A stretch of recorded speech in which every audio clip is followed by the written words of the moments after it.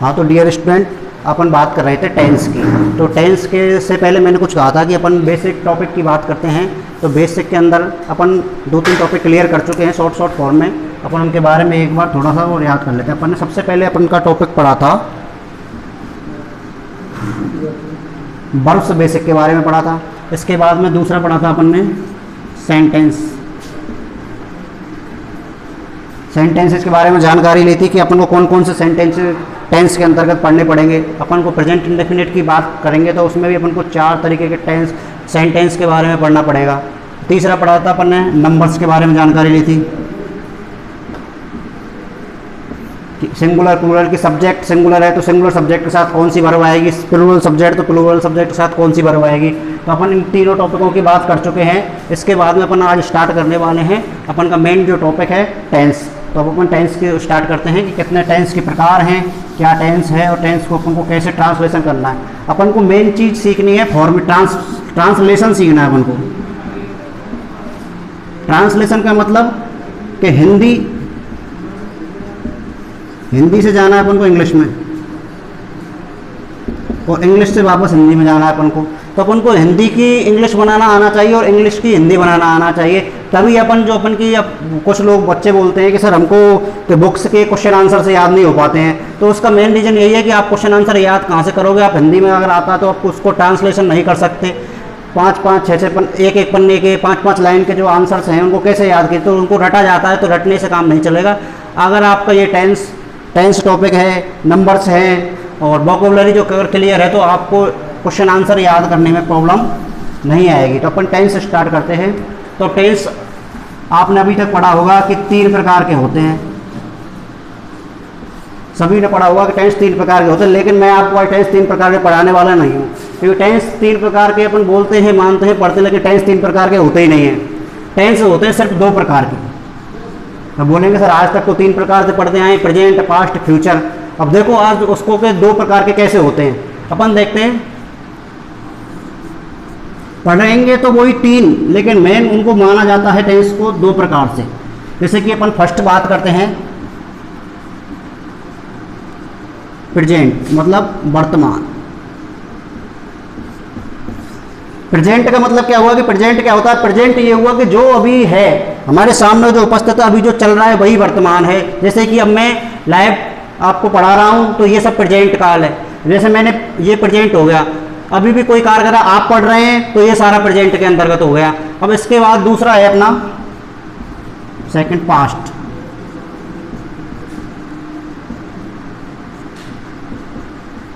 भूतकाल। तो पास्ट का मतलब क्या हुआ, पास्ट का मतलब ये हुआ कि जो भी चीज बीत चुकी है, निकल चुका है, मतलब यस्टरडे एक शब्द आता है अपन का।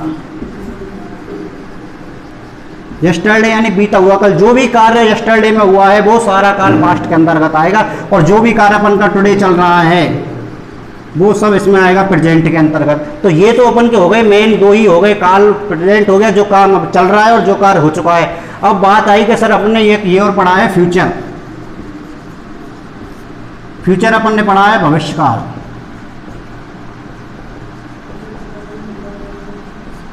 अपन इसको टेंस बोल देते हैं, लेकिन ये टेंस नहीं होता। कि फ्यूचर का मतलब होता है कि मैं फ्यूचर का मतलब होता है कि मैंने कोई बोला कि मैं कल आपको पैसे वॉइस पढ़ाऊंगा, तो मैंने बोला है अभी मैं पढ़ाऊँ नहीं पढ़ाऊँ, कल कोई दूसरा टॉपिक ले लूँ, मेरे को कोई काम आ जाए तो मैं नहीं पढ़ा पाऊँ, तो ये कोई फिक्स नहीं हुआ। अब ये जो कार्य है पास्ट का तो कार्य अगर मैंने बोल दिया कल मैंने पढ़ाया था तो मैं पढ़ा चुका था, ये कंप्लीट हो चुका है कार्य। और ये मैं पढ़ा रहा हूँ तो अभी भी पढ़ा रहा हूँ, कार्य चला। लेकिन ये कोई कार्य निश्चित नहीं है कि ये कार्य होगा ही। ये सब चलती हैं मूड के ऊपर। जो अपन पढ़ते हैं कि ये हमारे मूड की बात है, ये चलती है एक्शन के ऊपर कि अपन को मूड क्या है हमारा, कि हम कल क्या कार्य करेंगे, हम 2 घंटे बाद क्या कार्य करेंगे। ये सारी चीज चलेंगी मूड के ऊपर। जैसे कि अपन पढ़ते हैं, इसमें पढ़ते हैं अपन शैल विल का यूज होता है अपन का हेल्पिंग। तो इससे समझ लीजिए कि इसको टेंस में क्यों नहीं समझा जाता है, क्यों नहीं माना जाता है। क्योंकि शैल विल तो सर आपने मॉडल के अंतर्गत आता है। तो इसमें सारी चीज मॉडल, टेंस बार बार मॉडल का यूज होगा। इसमें जितने भी वाक्य बनेंगे अपन के मॉडल के अंतर्गत बनेंगे। जैसे शैल विल ही यूज होगी। प्रेजेंट फ्यूचर इंडेफिनिट की बात करेंगे उसमें शैल विल यूज होगी, उसके साथ वर्ब की फर्स्ट फॉर्म का उपयोग करेंगे। आगे उसमें फिर बी लगाएंगे कंटिन्यूअस में। जो भी करना है अपन को ये सिर्फ अब इसको मान के चल सकते हैं अपन के। तीसरा होता है बट। मुख्य रूप से दो ही टेंस बोले जाते हैं, दो ही टेंस माने जाते हैं। तीसरा अपन फ्यूचर अब तक पढ़ते आए हैं, तो फ्यूचर को अपन काउंट कर लेंगे।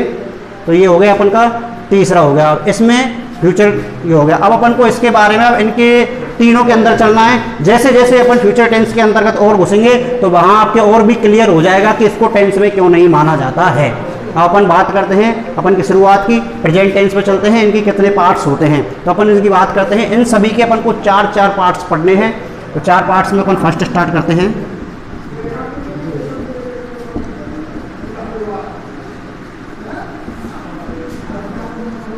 First present indefinite,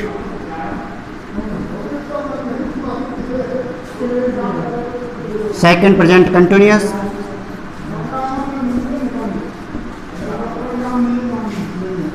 and third present perfect,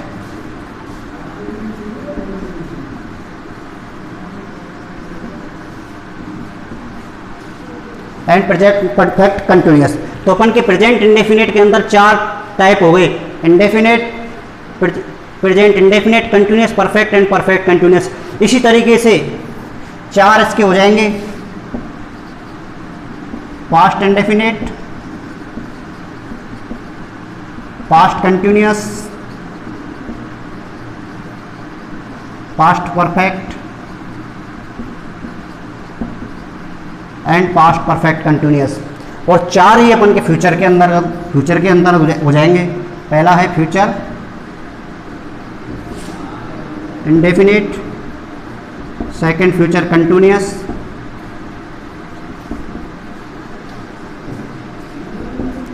third future perfect and last future perfect continuous. तो अपन के इस तरीके से अपन पूछा टेंस के अपन ने तीन पढ़ लिए, प्रेजेंट, पास्ट, फ्यूचर। अब इसके अंदर अपन ने फिर अपन को चार प्रेजेंट के अंदर, चार पास्ट के अंदर और चार ही अपन को फ्यूचर के अंदर पढ़ने हैं। तो टोटल अपन के हो गए हैं 12 टाइप्स अपन को पढ़ने हैं। जब अपन 12 टाइप्स अपन सीख जाएंगे तो अपन आप हिंदी की आराम से इंग्लिश बना पाओगे। और हम इनके भी अंदर इतने डिटेल में पढ़ेंगे कि आपको कोई प्रॉब्लम नहीं आएगी। ये तो हो गए 12। इसके अंदर अब 4 प्रकार के वाक्य पढ़ेंगे, फिर इसके अंदर अपन 4 प्रकार के वाक्य पढ़ेंगे, इनके अंदर 4 प्रकार पढ़ेंगे। तो कितने हो गए? 4 के 16 और 32 और 48 हो गए अपन के। तो अपन को 48 प्रकार के सेंटेंस अपन पढ़ेंगे। तो कहाँ बच के कोई सेंटेंस जाएगा अपने से? अपन को सारे सीखने हैं। अब अपन स्टार्ट करेंगे। सबसे पहले प्रेजेंट इंडेफिनिट की बात करेंगे, सिंपल प्रेजेंट की बात करेंगे, फिर धीरे धीरे आगे की ओर अपन को चलना है। अपन स्टार्ट करते हैं प्रेजेंट इंडेफिनिट टेंस। अपन टेंस के अंदर अपन फर्स्ट टाइप स्टार्ट करते हैं।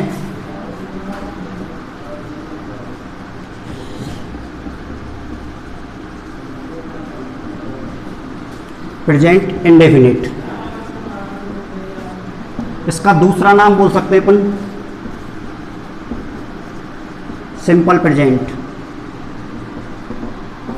सिंपल प्रेजेंट मतलब साधारण वर्तमान काल।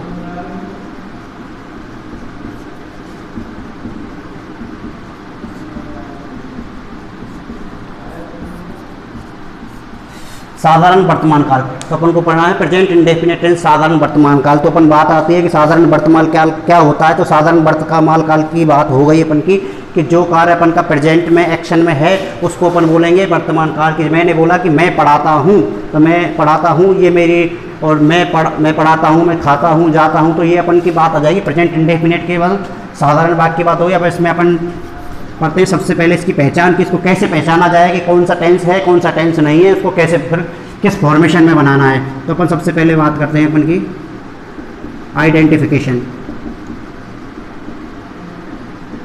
आइडेंटिफिकेशन का मतलब हो गया पहचान, कि किस प्रकार पहचाना जाए कि कौन सा टेंस है और कौन सा टेंस नहीं है। तो अपन सबसे पहले पहचान की बात करते हैं। तो ऐसे वाक्य जिन हिंदी वाक्यों के अंतर्गत, जिन हिंदी वाक्यों के अंत में कुछ शब्द हैं, जैसे मैंने बोला ता है,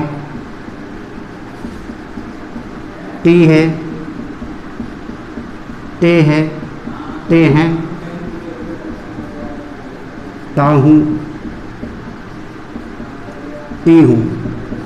ये जो अपन को शब्द मिलेंगे तो अपन इनसे पहचान कर सकते हैं कि अपना जो टेंस है वो प्रेजेंट इंडेफिनिट टेंस है। जैसे अपन सेंटेंस की एक सेंटेंस लेते हैं, एक वाक्य लेते हैं।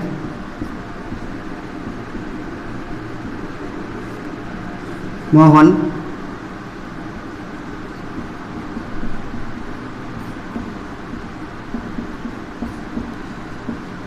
पुस्तक पढ़ता है। तो सर ये वाक्य आ गया, अपन इसको कैसे पहचाने कि कौन सा टेंस है? तो अपन को तुरंत दिमाग में आना चाहिए कि इसके लास्ट में लिखा हुआ है ता है, ती है, ते है। तो ये अपन का तुरंत अपन ने इससे पकड़ कर ली कि ये तो हमने पढ़ा था किसमें कि आइडेंटिफिकेशन है प्रेजेंट इंडेफिनिट टेंस की। तो इसमें अपन की पहचान हो गई कि कौन सा टेंस है, प्रेजेंट इंडेफिनिट टेंस। जैसे कि अपन और लेते हैं, मैं कक्षा में पढ़ाता हूँ। तो वही हो गया अपन का, ये वाला हो गया ता हूँ। तो इसका मतलब कोई कौन सा टेंस हो गया अपन का, प्रेजेंट इंडेफिनिट टेंस की पहचान हो गई कि ता है, ती है, ये जो अक्षर हैं, ये जो चीज़ है जिसके भी लास्ट में मिलेगी अपन उस टेंस, उस वाक्य को अपन बोल सकते हैं कि प्रेजेंट इंडेफिनिट का ही वाक्य है। अब उसको अपन को सीखना है कि इसको अपन को इंग्लिश में कैसे कन्वर्ट करना है। जैसे मैं इसको कन्वर्ट कर दूँ, मोहन रीड्स ए बुक। मैंने कर दिया कन्वर्ट, मैंने बना दी इंग्लिश क्योंकि मेरे को आती है। अब इसके लिए सीखना पड़ेगा कि कैसे रीड्स कहाँ से आया और ये रीड्स ही क्यों आया, इसकी जगह रीडिंग क्यों नहीं आया, इज क्यों नहीं आया, आम या। ये अपन को अब इसी का नंबर है, इसी को सीखना है कि अपन को ये कैसे बनेगी। अपन की ये बेसिक पहचान हो गई कि अपन को सीखना है, ये बेसिक पहचान हो गई कि अपन को कैसे पहचाना जाता है टेंस को। अब इसके बाद में चलते हैं अपन आगे।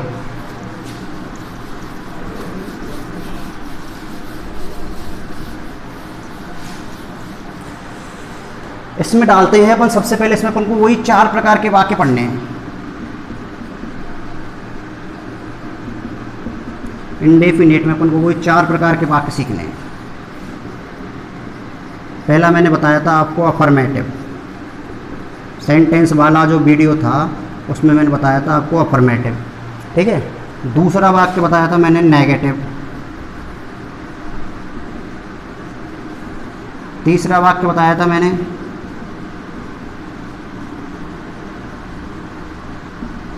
इंट्रोगेटिव, एंड लास्ट बताया था इंट्रोगेटिव नेगेटिव। तो अपन के 4 प्रकार के वाक्य सीखने हैं अपन को। अब ये 4 प्रकार के वाक्य कैसे होंगे, थोड़ा सा इनके बारे में जानकारी कर लेते हैं। जैसे मैंने एक वाक्य बोला था, अभी लिखा था कि मोहन पुस्तक पढ़ता है, ठीक है। दूसरा लिखता हूँ मैं, इसका नेगेटिव बनाएंगे तो नेगेटिव का मतलब हो गया, ये अपन ने पढ़ा था। अफर्मेटिव का मतलब हमने जाना था कि सकारात्मक होता है। नेगेटिव का मतलब हमने जाना था कि नकारात्मक होता है। तो नेगेटिव नकारात्मक, नकारात्मक का मतलब इसमें तो कार्य है और इसमें कार्य नहीं होगा। फिर तो नहीं होगा तो कैसे बनेगा कि मोहन पुस्तक नहीं पढ़ता है। अब ये हो गई इंट्रोगेटिव। इंट्रोगेटिव का मतलब सीधा सा क्या है कि प्रश्नवाचक। तो प्रश्नवाचक की जब बात आ गई तो प्रश्नवाचक का मतलब यही हुआ कि प्रश्न करेगा वो हमसे कि कार्य कर रहा है या नहीं कर रहा है, कि क्या कार्य कर रहा है, ठीक है। तो प्रश्नवाचक की बात हो गई तो क्या पूछेगा, क्या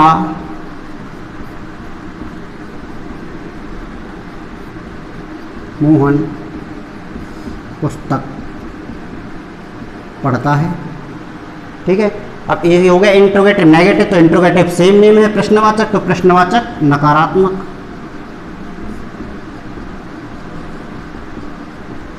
तो प्रश्नवाचक नकारात्मक का मतलब क्या हुआ कि इसमें ये हो जाएगा क्या मोहन पुस्तक नहीं पढ़ता है।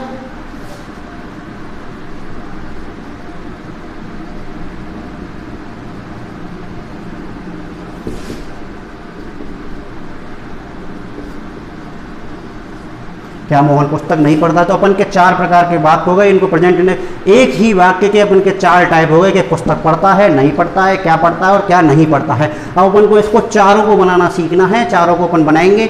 अब इसकी अपन शुरुआत करते हैं, इसको कैसे बनाएंगे। अब इसके बाद में अपन स्टार्ट करते हैं। सबसे पहले दोबारा से हेडिंग डालकर एक बार कि अफर्मेटिव सेंटेंसेज। अब अफर्मेटिव सेंटेंसेज के अपन अंतर्गत चलते हैं। तो इसको मैं एक बार साफ कर देता हूँ।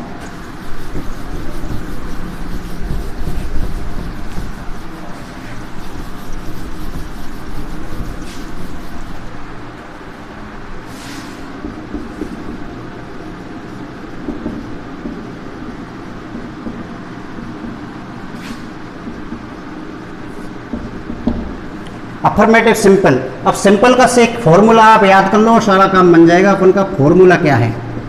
फॉर्मूला है अपन का सब्जेक्ट। सब्जेक्ट के बाद में अपन को लगानी है एम बी। एम बी की आएगी फर्स्ट फॉर्म। फर्स्ट फॉर्म में आएगा एस लगेगा या फिर ई एस लगेगा, एस या ई एस। फिर object plus E T C. C T मतलब जो भी कुछ बचा कुचा है वो सब कुछ इसमें आ जाएगा। अब अपन ने जब मैंने सेंटेंस पढ़ाए तो सेंटेंस में मैंने अफर्मेटिव का असर्टिव का एक फॉर्मूला बताया, subject plus helping verb plus main verb plus object plus E T C. अब आप बोलोगे सर इसमें मेन वर्ब तो कहीं आई नहीं, तो इसलिए मेन वर्ब इसमें नहीं आई क्योंकि प्रेजेंट इंडेफिनिट एक ऐसा सेंटेंस है जिसके अंतर्गत सब्जेक्ट के बाद में हेल्पिंग वर्ब का उपयोग नहीं होगा। उसके सिर्फ अफर्मेटिव सेंटेंस में नहीं होगा, और जो तीनों सेंटेंस हैं उसमें अपन डू डज हेल्पिंग वर्ब का प्रयोग करेंगे, वो नेक्स्ट अभी देखते हैं। सबसे पहले प्रेजेंट इंडेफिनिट में यही पता है, अफर्मेटिव सब्जेक्ट प्लस मुख्य क्रिया की फॉर्म में S I S plus object plus E T C. अब ये बात हो गई, जैसे कि एक वाक्य बनाया अपन ने कि राम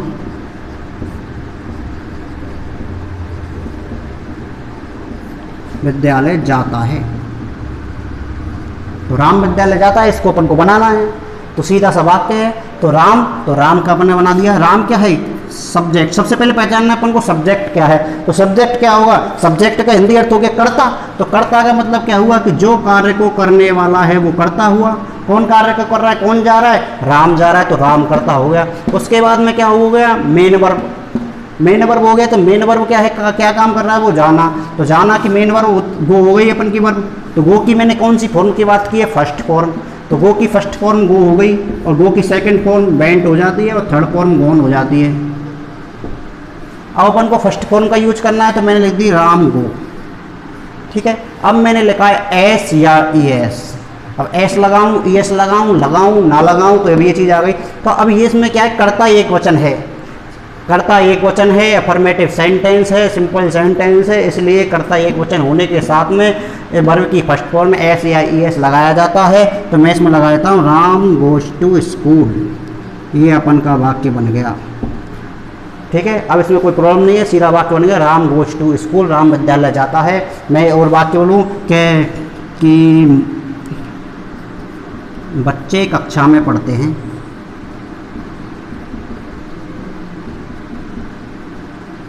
तो बच्चे अपन के बहुवचन हो गया, तो बहुवचन के लिए अपन का चिल्ड्रन आ गया। चिल्ड्रन आ गया। अब अपन को वर्ब लगानी है किसकी? मेन वर्ब लगानी है अपन को। मेन वर्ब पढ़ने की हुए रीड, तो रीड लगानी है, तो रीड की अपन को फर्स्ट फॉर्म लगानी है, तो रीड लगा दिया सर। अब सर क्या आपने बोला था कि एस या ई एस आएगा, तो एस या ई एस आएगा, तो एस या ई एस आएगा, लेकिन एस या ई एस कब आएगा? एस या ई एस जब आएगा जब कर्ता अपन का सिंगुलर होगा। अगर कर्ता सिंगुलर है तो एस या ई एस का यूज करना है। कर्ता अगर प्लूरल है तो एस या ई एस का यूज नहीं करना है। तो कर्ता प्लूरल हो गया, children reads book, children reads in the class. ये अपन का सेंटेंस बन गया। अब मैं आपको बताता हूँ कि ये अब इसके बारे में अपन को जानना पड़ेगा कि सर कभी तो एस लगा दिया, कभी एस नहीं लगाया, ये क्या लफड़ा है। तो इसको भी जानने के लिए अपन को सीखना पड़ेगा कि एस या एस का क्या फॉर्मूला है, क्या तरीका है। अब इसको सीखने के लिए मैं आपको बताता हूँ कि जो अपन के सिंगुलर प्लूरल के बारे में थोड़ा सा और सीखते हैं अपन। अब देखो सिंगुलर मैंने बताया था आपको दो हो गए, सिंगुलर हो गया एंड प्लूरल हो गया अपन का। तो सिंगुलर हो गया, प्लूरल हो गया। सिंगुलर में मैंने बताया था सिंगुलर क्या क्या होंगे अपन के। सिंगुलर हो गया अपना ही, शी हो गया, इट हो गया, कोई भी नेम हो गया, ही शी इट कोई भी नेम हो गया। तो ये जो सब्जेक्ट हैं, इन सब्जेक्ट के साथ में हमेशा वर्ब की फर्स्ट फॉर्म आएगी। वर्ब की फर्स्ट फॉर्म आएगी, और वर्ब की फर्स्ट फॉर्म आएगी प्रेजेंट इंडेफिनिट के अफर्मेटिव सेंटेंस के अंदर वर्ब की फर्स्ट फॉर्म आएगी। वर्ब की फर्स्ट फॉर्म में क्या लगेगा? एस लगेगा या ई एस लगेगा। वर्ब की फर्स्ट फॉर्म में एस या एस लगेगा। जैसे मैंने लगाया था राम गोज, राम की जगह यहाँ पे ही होता, यहाँ पे सी होता, यहाँ पे इट होता, और कोई नाम होता, तो सबके साथ वर्ब की फर्स्ट फॉर्म में एस या ई एस लगाना पड़ता। अब जैसे एस या ई एस अपन को लगाना पड़ता। मैं एक वाक्य और लेता हूँ। अब यहाँ में मैंने एस या एस लगा दिया। मैं लेता हूँ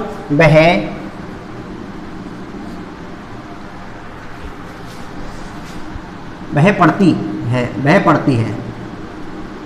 इसकी मैं बनाऊँ वह पढ़ती है, तो वह की हो गई शी, और पढ़ने की हो गई रीड, पढ़ने की हो गई रीड। अब रीड में लगेगा क्या, ऐसे एस लगाना है अपन को, रीड में लग गया एस, अब बीमारी फिर पैदा हो जाती है कि यहाँ तो आपने ई एस लगा दिया एक वचन के साथ, यहाँ आपने एक वचन के साथ एस लगा दिया, यहाँ कुछ नहीं लगाया, तो तीनों अलग अलग कंडीशन हो गई। तो तीनों अलग अलग कंडीशनों में अपन को डिफरेंस समझने के लिए सीखना पड़ेगा कि सिंगुलर सब्जेक्ट के साथ जो करता है उनमें एस या ई एस का प्रयोग किस अनुसार होगा, कर्ता के साथ मेन वर्ब में एस या ई एस का प्रयोग किस तरीके से होगा। और उसको जानने के लिए अपन दोबारा थोड़ा सा सिंगुलर प्लूरल के बारे में जानकारी लेते हैं।